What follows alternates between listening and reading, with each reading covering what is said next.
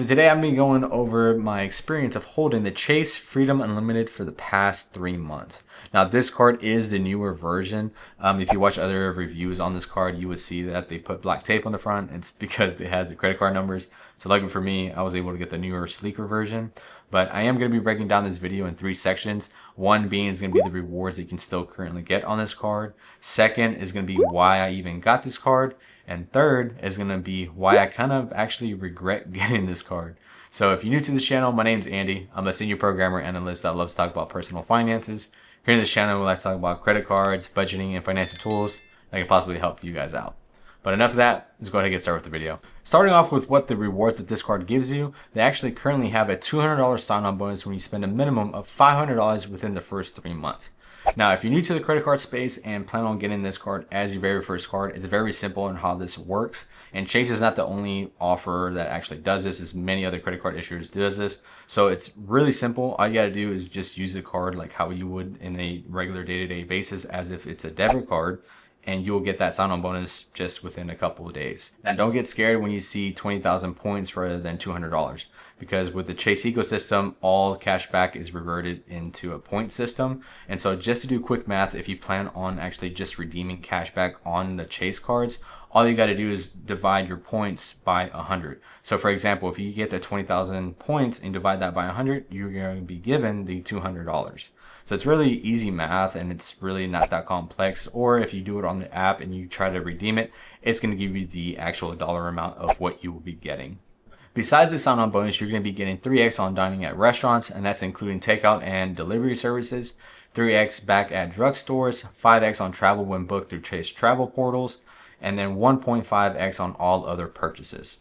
So based off these multipliers, I think a lot of people would be using more of the 3x on dining and 1.5 on all other purchases.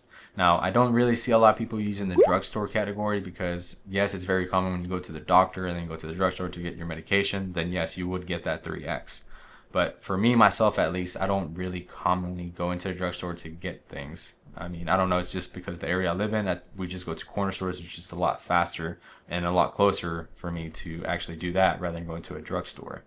Now, as for the 5x, that just really depends on the person as well, because I don't think a lot of people do the Chase travel portal stuff, because sometimes it's going to be a lot cheaper just to go into the direct company of the flights, and the tickets tend to be a little bit cheaper than it is in Chase travel.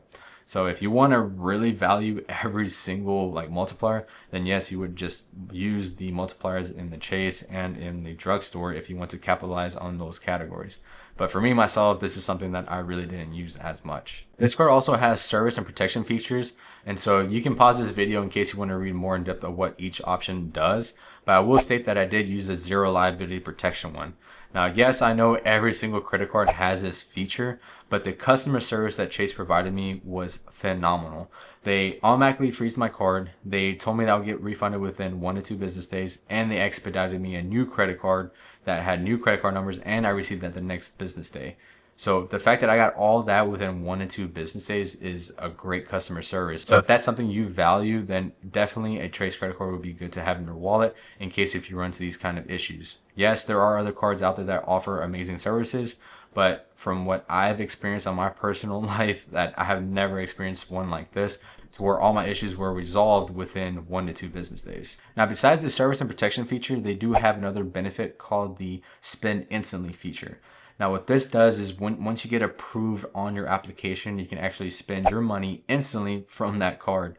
So whether you have Apple, Google, or Samsung, all you got to do is just go on the app and actually activate it to where you can add it to your mobile wallet. And I use this because for me, I was in the middle of a wedding, so I wanted to get that sign-on bonus pretty quick. And it's true. So once I got approved, I used it for our food and stuff for the wedding. And I was kind of hesitant because I was thinking how fast can this really work?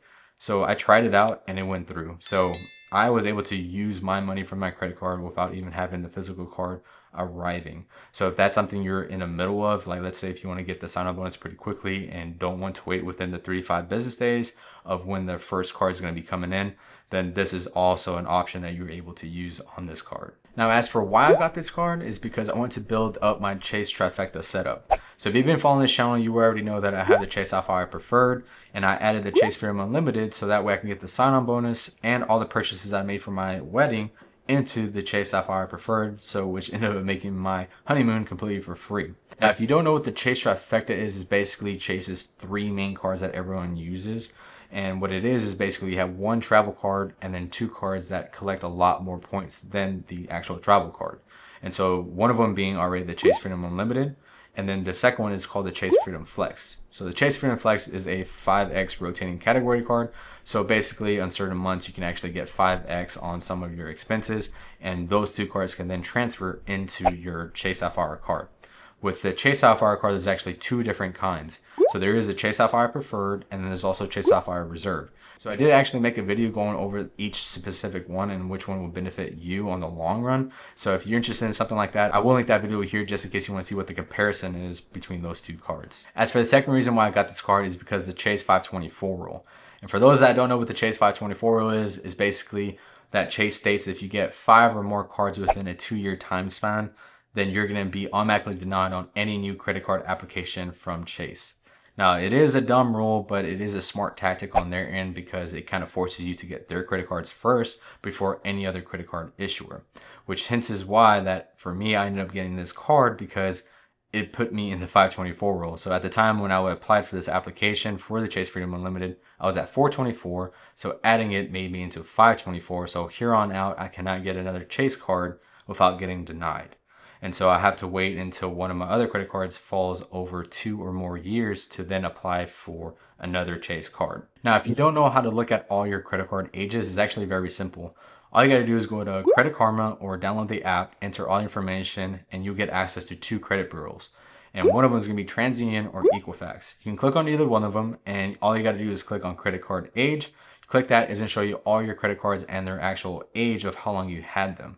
So obviously if it's 2 or more, then it's going to be out that 524 rule. If it's under 2 years, then that's when you start adding those up to let you know how many cards you have within a 2-year time span. Now, as for why I regret getting this card is because it was poor credit card strategy on my end. And I made many videos going over this because it's something that's actually very important to do. Because once I got the Chase Freedom Unlimited, I was at the 524 rule. So I went ahead and applied for the Capital One Venture X to get a sign-on bonus with that card. But with that, it adds me into the 624 rule. And once I did that, I looked at my credit card strategy and I was like, holy crap, I just messed up my credit card strategy. So it's basically because it kind of defeats the purpose of holding the Chase Freedom Unlimited with the Venture X. The Venture X is a 2x all categories, so it doesn't matter what you spend it on, you're going to get a guaranteed 2x. Well, yes, that is better than the Chase Freedom Unlimited of 1.5x, but you can argue that the Chase Freedom Unlimited has 3x on dining. Well, that's true. I do have the Chase Sapphire Preferred that gives me 3x on dining. So that's another thing with Chase. They overlap some of the categories, and I don't know why they do this. So basically at this point, I have no use of holding the Chase Freedom Unlimited, and I have to wait even longer to even get any other card from Chase.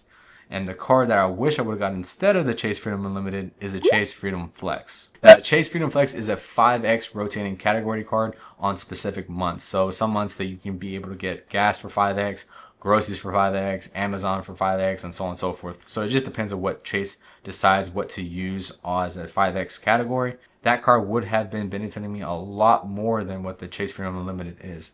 Now, yes, you can use the Chase Freedom Unlimited to rack up more of the Chase Ultimate Rewards points. But in my opinion, I think I should have laid out my credit card strategy and looked to see whether or not some of these cards are going to be overlapping. Because as of now, I'm using the Capital One Venture X for all other categories. And then I'm using my dining with my Chase Sapphire Preferred. And I don't really use my Chase Freedom Unlimited unless for some odd reason I go to a drugstore to get the 3X. So I do want to elaborate on that to make sure you understand your credit card strategy. And if you're barely starting, to go ahead and start with the Chase. But if you're branching out to different credit card issuers, you have to have a credit card strategy in order to make sure that you're not going to be overlapping certain cards. That is one thing I did regret, and hopefully you guys don't make the same mistake. But if you guys are into just the Chase ecosystem and want to just build that setup first, it's completely fine to get all 3 cards. The Chase Freedom Unlimited is a great card. Again, it is a good miscellaneous spend card. I just wish they brought it up to a 2x card rather than just a 1.5 because it's kind of like the standard to get 2x on all other purchases. But just going to go ahead and leave it at that. And as always, try to keep things simple. I'll see you on the next one.